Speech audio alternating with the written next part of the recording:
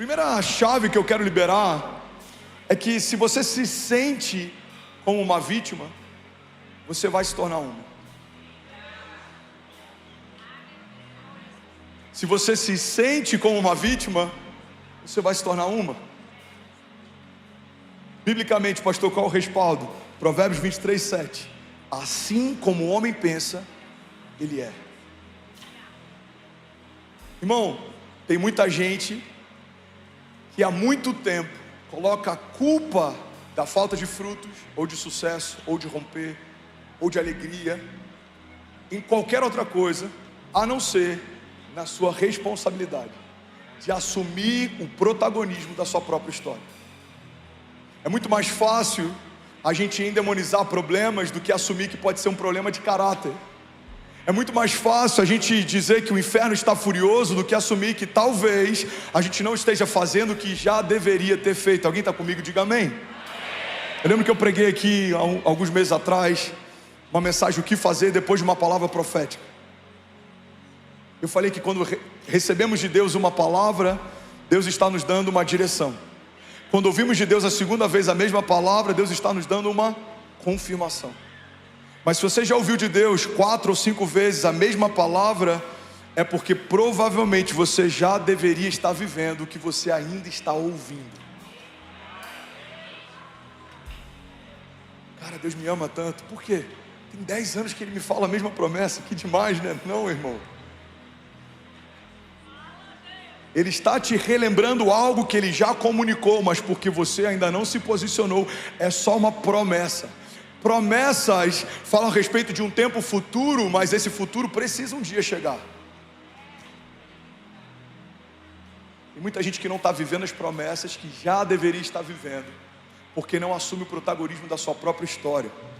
Sabe, a religião, ela tornou pejorativo alguns termos que na verdade são extremamente importantes para romper. Um deles é intencionalidade. Por muito tempo eu acreditava que ser intencional era algo ruim. Vamos te ver, linda. Ser intencional significa ser alguém que maquina coisas, alguém que tem estratégia demais. Então quando alguém usava o termo intencionalidade, eu já fechava o meu coração. Quando na verdade ser intencional significa fazer com intenção o que se faz. Quando ofertamos debaixo de um princípio de honra, como a pastora Lola ministrou, estamos sendo intencionais. Por que você não pega o que sobrou do teu dinheiro e joga numa sacola? Por que a gente pega com temor e entrega com zelo? Porque intencionalmente estamos ofertando ao Senhor. Por que a gente não vem de qualquer jeito só para servir numa escala? Porque alguém colocou o nosso nome, a gente tem que vir.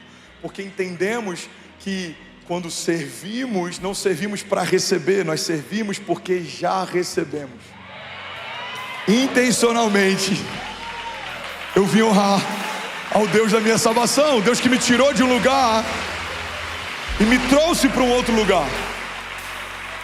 Um Deus que me transportou do império das trevas para o reino do seu Filho amado. Jesus diz: o meu Pai ama quem dá com alegria. Isso é intenção, é intencional. Todas as vezes que fizerem isso, façam em memória de mim. Intencionalidade.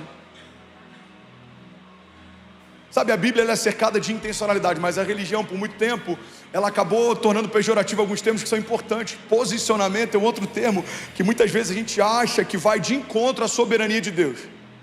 Não, se Deus quiser vai acontecer. Ele quer, tanto que Ele te prometeu. Se Ele prometeu é porque faz parte da vontade dEle. Toda promessa de Deus é uma expressão da sua vontade. Alguém está comigo aqui? Diga amém.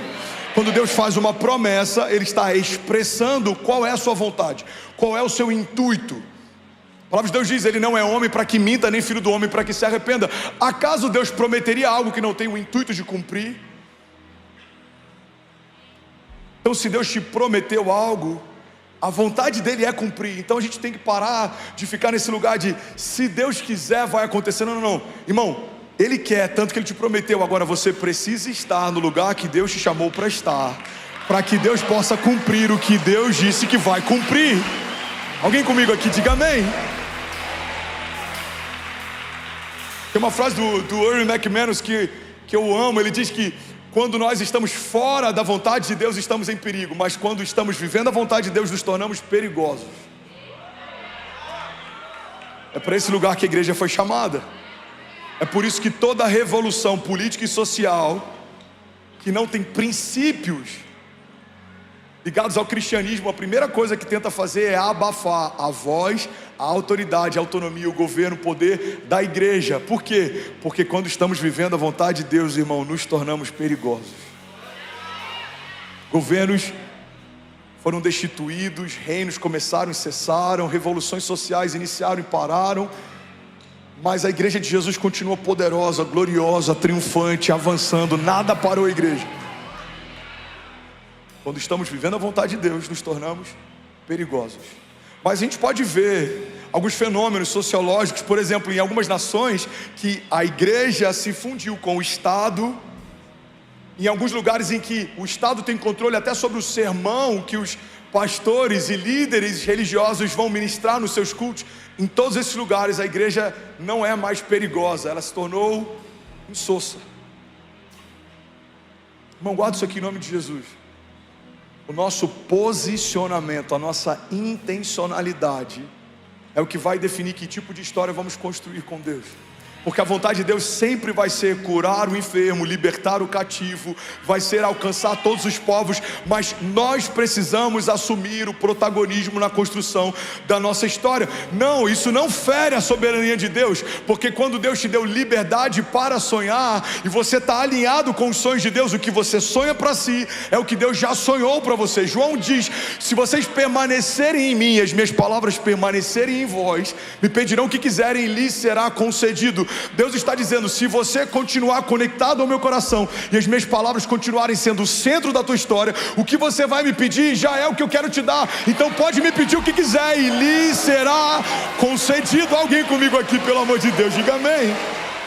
Aleluia. Aleluia. Já falei sobre isso várias vezes, mas vai ser novo para alguém. A palavra concordância, a etimologia dela, a origem vem de concordes, corações alinhados, batendo no mesmo ritmo. Quando eu concordo com a vontade de Deus, o meu coração passa a bater no mesmo ritmo que o dele. Discordância vem de discordes, corações desalinhados. É quando o meu coração está batendo no ritmo e o coração de Deus está batendo em outra. Um bom conselho aqui, entre parênteses, é melhor bater o teu coração no ritmo do coração de Deus do que diferente do ritmo dele. Por quê? Porque tudo que existe está cadenciado a partir do coração de Deus. Toda a natureza, toda a criação, toda a glória, céus e terra, tudo isso está conectado ao coração de Deus. Quando a minha agenda se conecta a dele, quando o meu coração se conecta ao dele, as coisas começam a acontecer, as pessoas não entendem o porquê. Irmão, me explica essa aceleração, me explica esse romper, irmão. Nos conectamos com o tempo de Deus, com a vontade de Deus, com a agenda de Deus. As coisas que aconteceriam em 10 anos começam a acontecer em um ano, porque estamos debaixo de um tempo de aceleração. Deus disse, se alguém estiver disponível eu farei, e nós dissemos, Pai, eis-me aqui, usa-me a mim, faz o que o Senhor quiser. Deus está à procura de pessoas disponíveis. Aleluia. Alguém comigo aqui, diga amém. Estava conversando com o JB ontem, ele falou de um termo que eu não conhecia, que também está ligado ao coração, a palavra corrupção. Corrupção é a ruptura do coração. Quando o nosso coração se corrompe, nos tornamos corruptos. Mas muitas vezes julgamos políticos e não sondamos a corrupção, talvez das nossas motivações e propósitos e projetos. Julgamos a corrupção da gestão pública de alguém, mas não paramos para avaliar a corrupção talvez do nosso propósito. Se você está construindo algo que não aponta para o chamado que Deus te deu, você está construindo uma história para você. Muitas vezes a gente está pedindo para Deus prosperar algo que Deus quer que morra. É um projeto pessoal que não tem nada a ver com o projeto que Deus tem para mim. E a gente está aqui clamando, falando, Deus, prospera esse negócio. Deus está falando, eu quero que ele morra. Porque só quando o que é teu morre, o que é meu nasce. Só quando o velho morre, o novo nasce. Você precisa abrir mão da tua vontade para viver a vontade de Deus. Aleluia.